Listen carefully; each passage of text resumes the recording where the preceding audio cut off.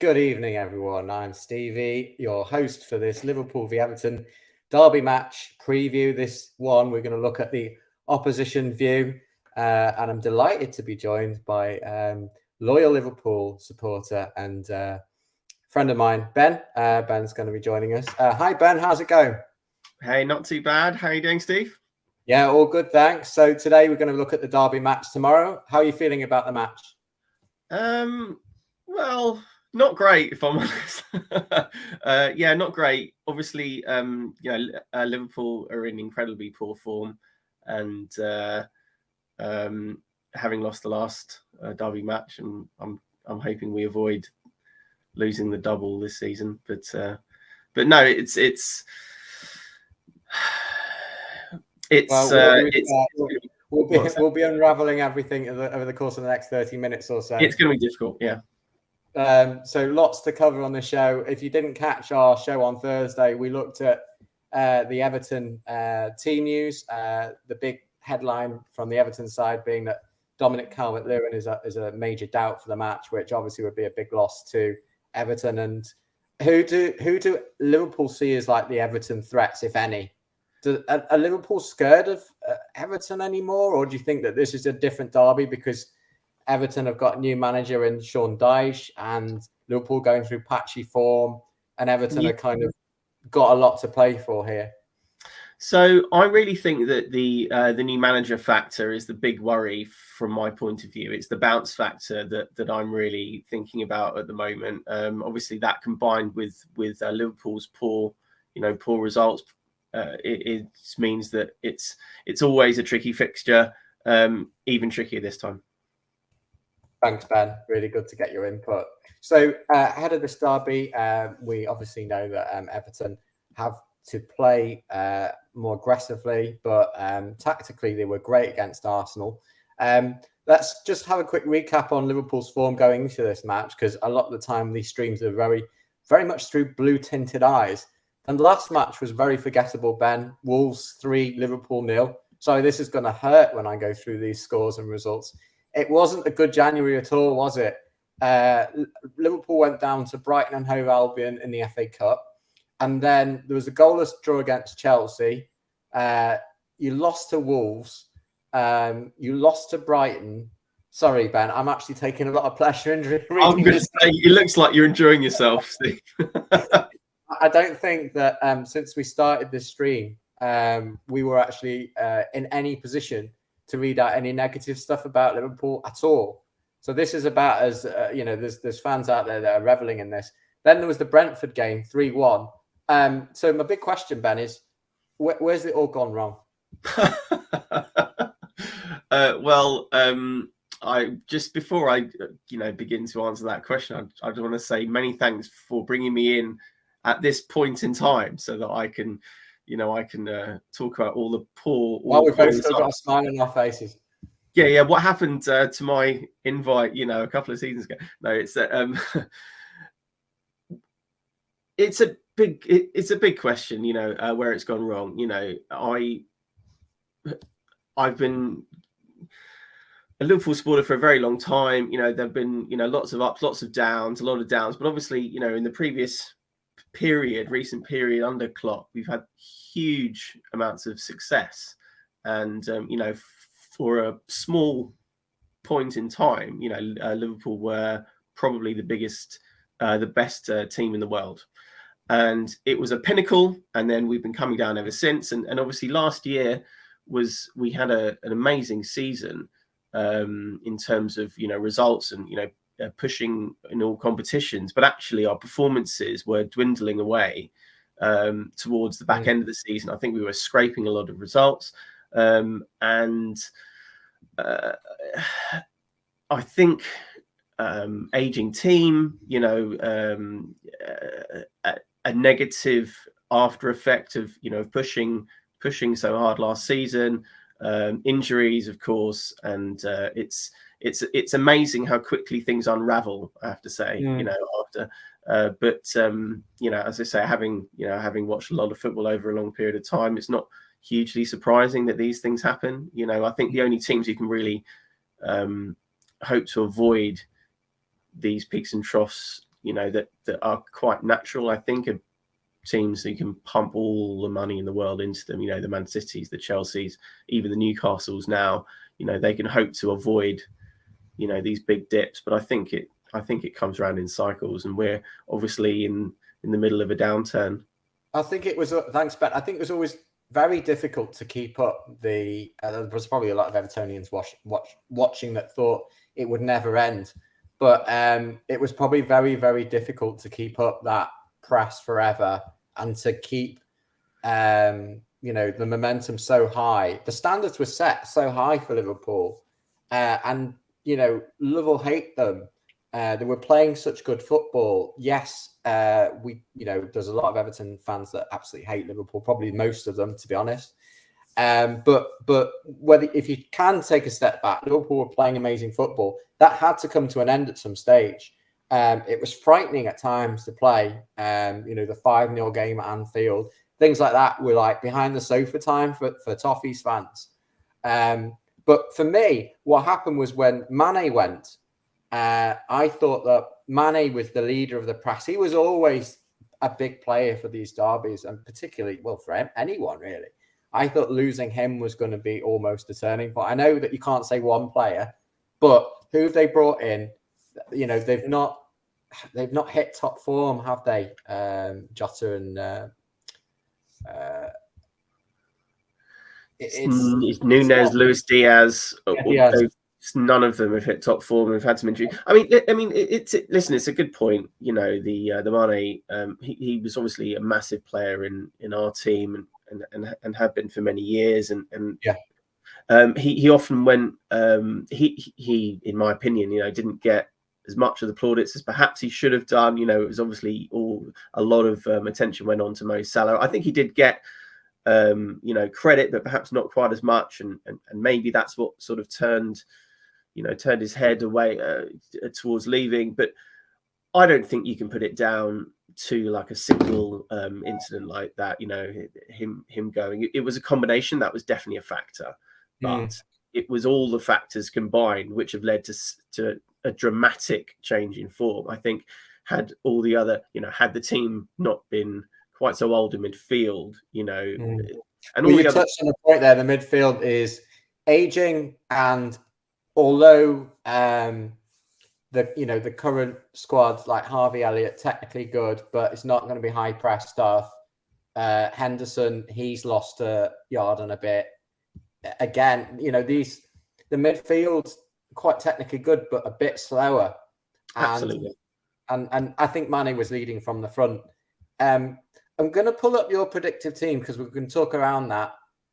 So it'd be good to get your input on that. But before we do, talk me through, are there any injury concerns for Liverpool for the match? I think it's just players recovering from injuries still, which is the main thing. I have to say I haven't looked in detail at if we have any new injuries. I do know, obviously, we do have some major players out of the team at the moment. So this is your lineup. I always used to hate seeing the Liverpool lineup for derbies. Well, in the last few years, particularly because it'd be shit scared, basically.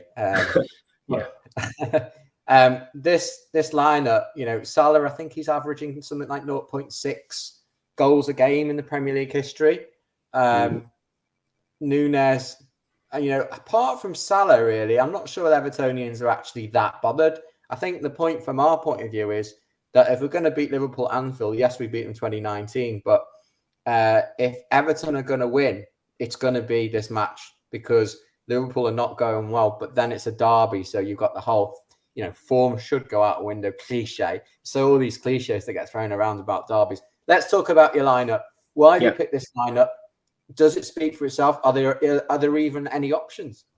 Well, there's a couple of options, but I think with the players that we have available to pick, there weren't too many difficult choices. In fact, I thought I had to make, Thiago. So you asked if there are any injury concerns. I did just have a look at something that said that there could be an issue with Thiago. So that was one of the reasons why I'd left him out. He's another good player technically, but hasn't got the pace. he's our results are worse with him in the team. Surprisingly, this season, I've heard that mentioned. So, and we're hearing Konate might be injured as well. Who? Sorry, Konate. Oh no, I don't really? know if that's true, but one thing for concern is Van Dijk is out. Obviously, he's come to blows with Pickford before, and I don't think the derby is his coolest match as a head to be playing. But surely he's a perfect example of how things have gone wrong this season, because obviously ironically, prior to his injury, which happened in a derby, he was touted as the best defender in the world. I think it's obvious that ever since he's come back from that injury, although he's still performed very well, he has never been the best defender in the world, and he has a lot of errors in him. And in particular this season, he has been poor.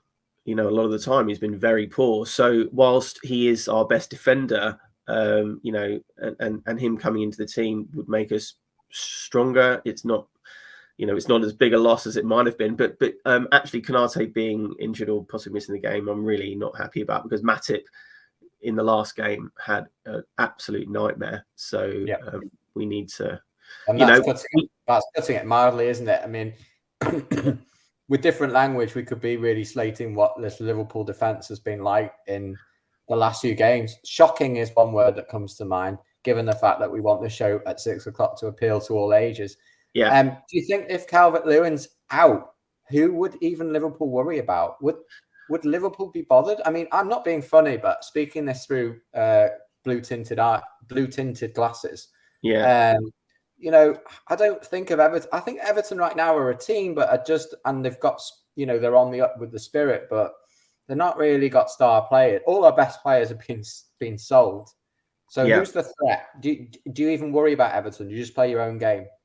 So I have to say, in this particular match, I don't really worry too much about the individual players. I think any decent player, and of course all your players are decent, any decent player and team can hurt us right now. I'm completely focused on our own performance. We, as you mentioned, listen, I believe that we have the best goalkeeper in the world at the moment, or Alisson's right up there. Everyone else is playing completely terribly at the moment. So the defense is as you say, completely shocking. The midfield are underperforming, and the strikers are also underperforming. So the whole team is playing very badly. I agree with you. I think this is a great time to play Liverpool, and whilst I would normally agree that in a derby, the recent results and performances don't really count. I think they do count in this case. I think Liverpool are playing very badly. You've got a new manager, a new impetus. Is it the worst time? Is it literally the worst time for Liverpool to be playing Everton? I mean, there's still a lot of Everton fans, players that have probably too much respect for Liverpool. I think the win in 2019 was it 2019? It seemed like a long time ago, but it was sort of so long overdue, because I think it was the first time that Everton had won at Anfield since Kevin Campbell's goal in 1999. Right. So I think that there's an element of the shit scared, basically, Everton, and they crumbled. But also the way Klopp sent out his teams a couple of years ago was that they'd almost kill the game off at half time, and I don't think that's happening right now. So. No. It's a good, as we said, it's a good time to play Liverpool. I mean, what I am expecting, and I don't, I hope I'm wrong about this. I'm expecting a poor game between two teams who aren't particularly in good form. Everton have, also been playing pretty poorly, and obviously you've had a manager change. Shocking. If Lampard was in charge of this game, I wouldn't think Everton would get anything at all out of this. Well, I would have been happier if he was. Opta use real data, and they have all these sort of supercomputers. And they put in all of the history of Liverpool and Everton and the last few games and the current form and the managers and the players. This is how it's come out. Right. So 65.8% in favour of a Liverpool win. Everton 12.3 in the draw. So if you are betting, this is the data you should be looking at. Do you agree with this? Do you think this is completely wild? I don't. No, I don't. I don't agree with that. I think maybe we should ask ChatGPT and what it thinks of this, but I'm not sure it will get the result. But well, it comes up with all the other answers, Steve. So yeah, it does. It does. So what's your prediction based on? I mean, I would say I'd have to say it's a 50-50 game. You know, even though it's at Anfield, it's a 50-50 game. I would take a draw now because I would absolutely take a point right now. You know, we need to just have a good. I take a draw and a half decent performance, particularly in defensive midfield. I would take that in a heartbeat right now. Good. Okay, so 0-0 I think is the most popular score in a Merseyside derby, and I think that it has something like either the top one or the top two, right? All fixtures that are played at 0-0. So goalless draw is kind of, well, it wouldn't be beyond it for me. But at the same time, you've got vulnerability at large. I mean, Everton have been shocking before this Arsenal game, where I have to admit it felt like a complete turn of, well, it's just you couldn't really see much of a turnaround until Dyche came in, and then he set up Everton in a completely different way. Everton's form has just been diabolical, and there would be nothing to be scared about from a Liverpool point of view with the floodlights at Anfield on a Monday night. Jamie Carragher doing his usual. I'm trying to be impartial, but I'm not really. And the whole Monday night thing. I'd be behind the sofa tomorrow. But as it is, I'm cautiously optimistic, and I think to say it's 50-50, I think has been very reasonable. But you know, the draw's got to be the favourite result, really. Given the fact that if you offered Everton a draw now, you'd say we'll take it, take a draw. I'm sure there'll be Everton fans out there and they know we need to go and win because all the other lower sides are sort of picking up points, and it's becoming a bit of a scramble at the bottom. In fact, there's no one really at the bottom; they're just getting better and better. And I think with Liverpool, you know, they want to stop the rot. It was a disaster show against Wolves, and it could have been so much more than 3-0. And I think that, you know, that then spells out, okay, it's going to be a draw. But, you know, the last derby ended in a draw at Goodison. But there were a lot of attempts on goal, and it was a goalless draw, but it was an entertaining one. So let's hope we get that. I'm just going to go to a few comments because I think it's useful to sort of get people's perspective and get your verdict on the comments. Some of it's going to be pushing you know, tongue-in-cheek sort of stuff. Onana's going to bully Liverpool. What do you make of that? Well, everybody's bullying our midfield at the moment. I mean, I think there's a chance that could happen. You know, it kind of depends. We have had a couple of good performances in midfield over the season. In general, it's been poor.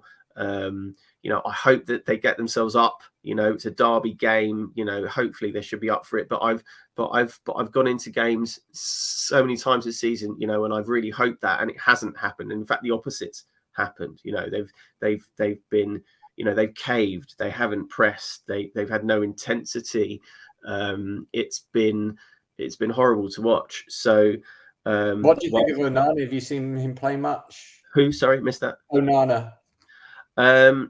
No, I haven't watched. Closely enough. Him tomorrow, I'll tell you, because he's probably the standout player for the future. Kevin Croft is a regular watcher of our channel. By the way, if you haven't already had this hint, please like each video, because we know you already are watching this because you're seeing it in the stream. But I am challenging you to like the video as well, because that helps this video come up over the next 24 hours. before match day.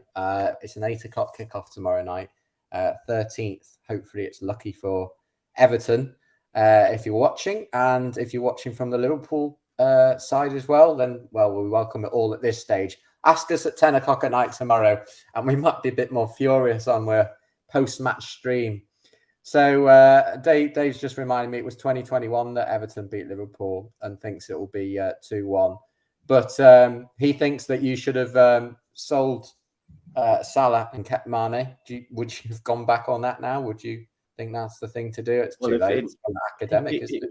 If it's academic, and it's, you know, if I so I don't agree with that. No, I think if you offered me now, even after the fact, a choice between the two, I would have let Mane go.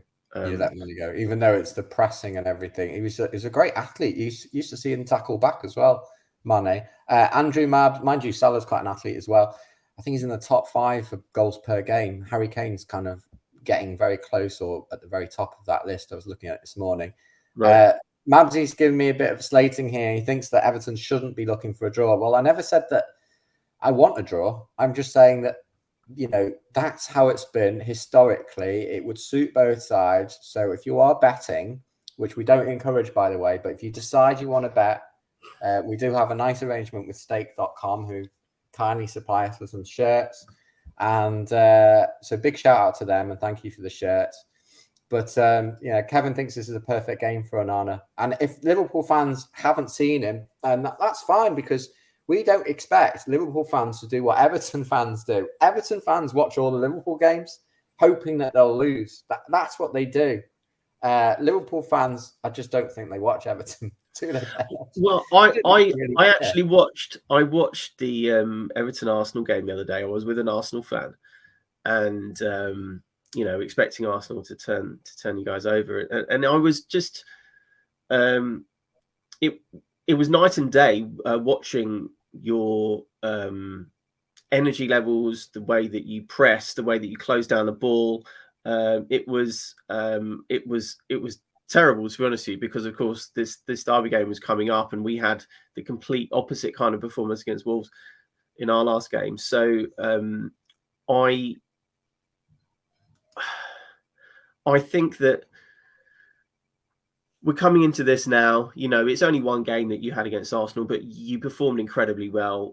Our performance levels remain right at the bottom. So I feel, perhaps you're right. 50-50 was probably a little bit, wasn't quite accurate, but I mean, it's got to be close. Got to be close to that, at the moment, unless we pull out a performance out of the bag that hasn't been there for months. Which I wouldn't rule it out. I mean, if you're going to do it, now's the time. But history shows that, Liverpool might be a bit scared of trying to. Well, I don't know.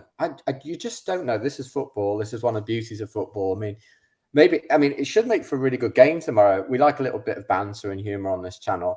And Dave says that 95-year-old James Milner might be run ragged.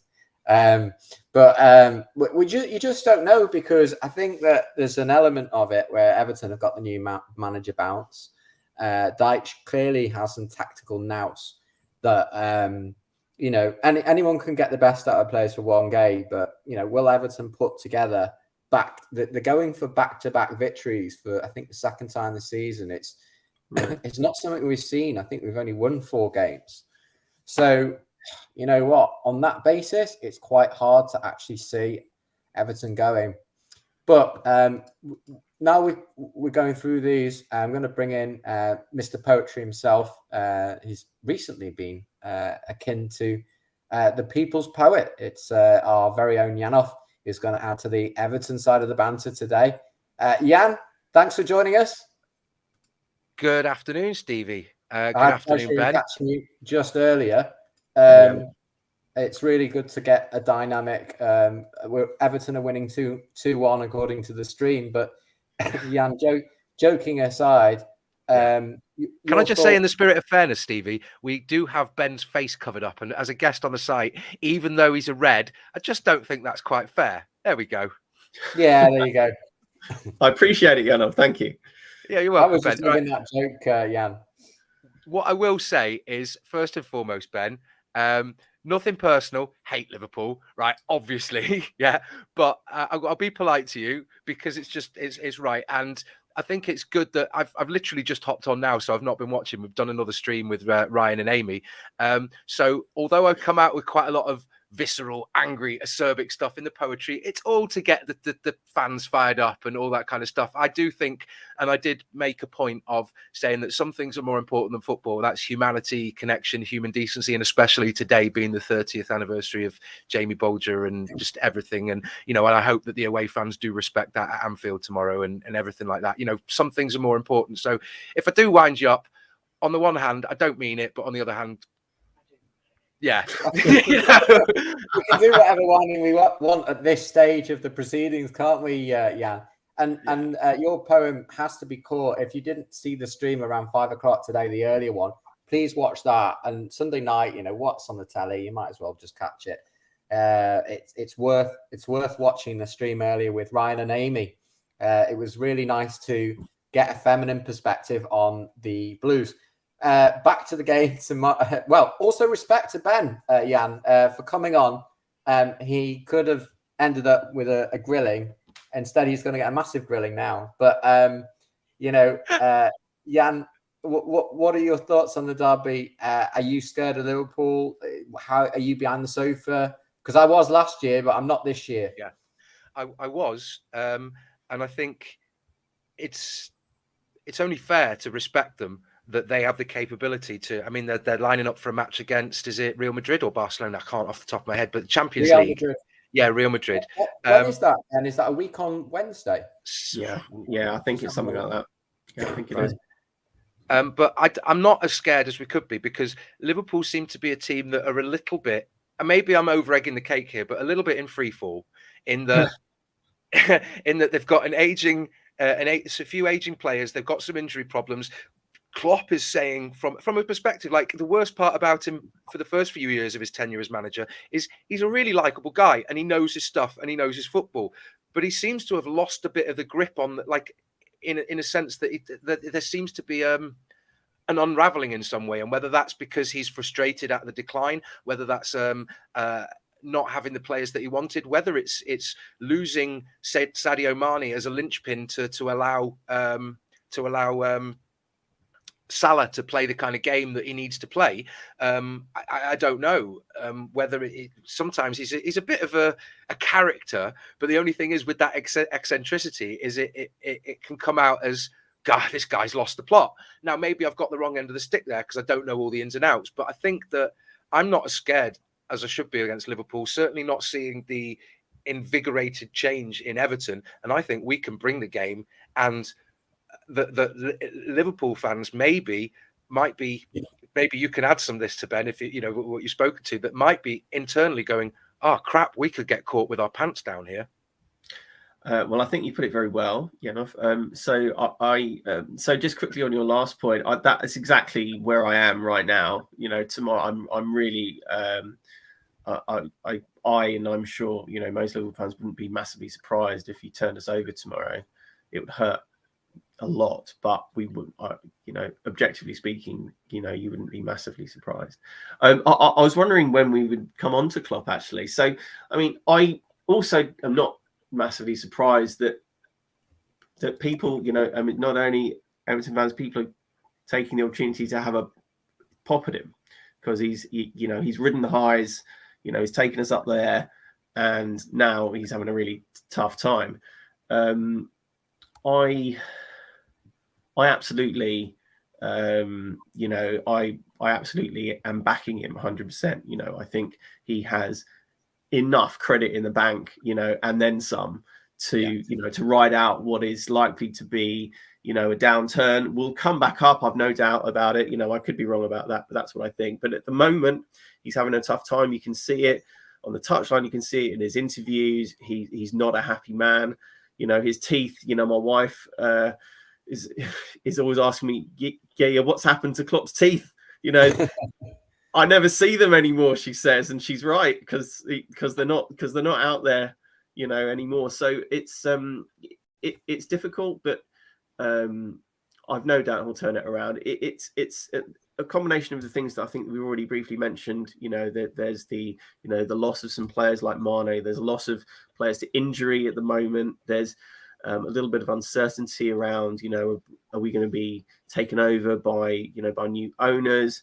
And then there's the practicalities on the pitch. There's a defence that's underperforming. There's aging midfield. There's strikers that aren't performing or can't hit a barn door.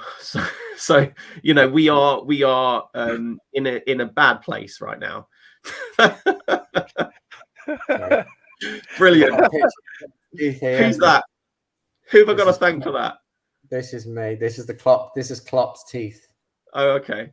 But carry on, Ben. I like the serious tone with the non-serious. No, that's fine. That's fine. No, so I was. Ben, you say he's got credits in the bank. That can't with a team like Liverpool, money they spent, the fans, everything. They've got the backing.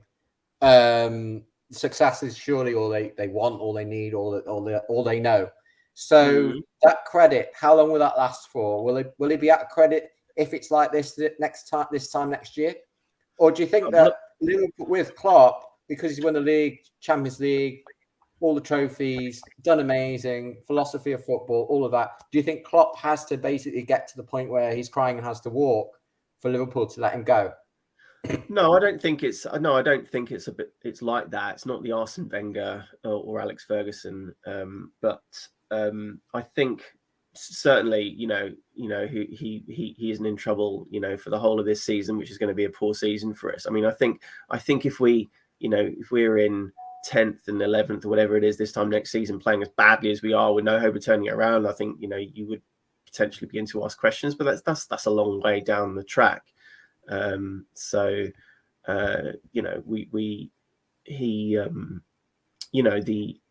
The energy that he got our team playing when he first came in, I still remember it. It's like night and day.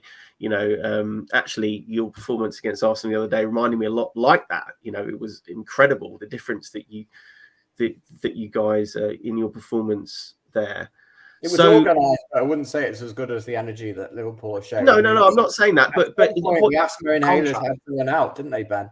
It's the contrast, yeah, exactly enough. It was the contrast between the game before and then that game. It was amazing to see. I wasn't expecting it to be quite so different, and it was. I was impressed actually. So it's very magnanimous of you to say that. Well, listen. I totally accept the fact that a lot of Everton fans hate Liverpool fans. That's cool. A lot of football fans in general hate Liverpool. And that's cool as well. I really enjoy watching football. I love football, and I take a lot of pleasure, even occasionally, watching Everton turn around an awful position and performances into doing one over on Arsenal. But only if it's against your sort of rivals for European spots or title challenges. Maybe you're right. Liverpool are going one or two ways this year. I think I looked at the table this year and I thought, this morning, I thought anyone from Palace down might be in a relegation battle. Jan, you might think differently. Liverpool are only a couple of spots above that. They're kind of like, which way are they looking? Are they looking up or down? I think Liverpool and Chelsea are basically in a similar position right now, in that they're both in a bit of a decline mess. And one of them is going to surely pick up form any minute, but maybe not. Maybe it's not. This league is very strong, isn't it, guys? Is it potentially the team that spent over 600 million in the transfer window? I was listening to an accountant this morning who's explaining how Chelsea managed to buy all these players. They will have to pay back that money for the fourth team bus that they've got going. Liverpool not being as crazy in the transfer market. Everton just don't buy anyone. If we want strikers, Ben, we'll go to the Royal Mail or one of the train drivers. We're not going to get them from Normality. So actually, Stevie, why don't we? If we want strikers, why don't we go to the NHS and get a nurse to look after Dominic Calvert-Lewin? Maybe that's where he is. He's probably trying to see if he can get a strike partner.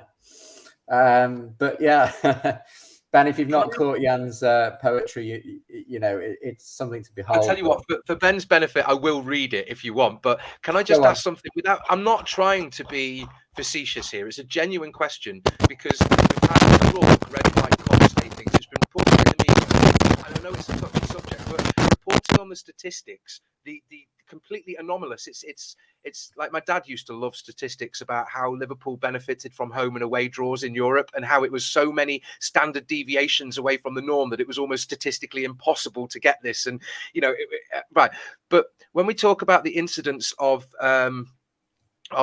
prescription for asthma and inhalers, right?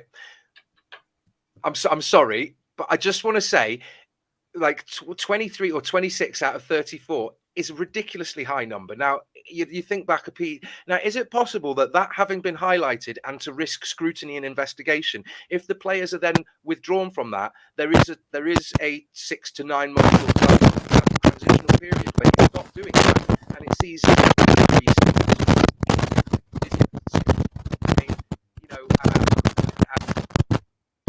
we're getting some crackling on the line. I think it might be your end.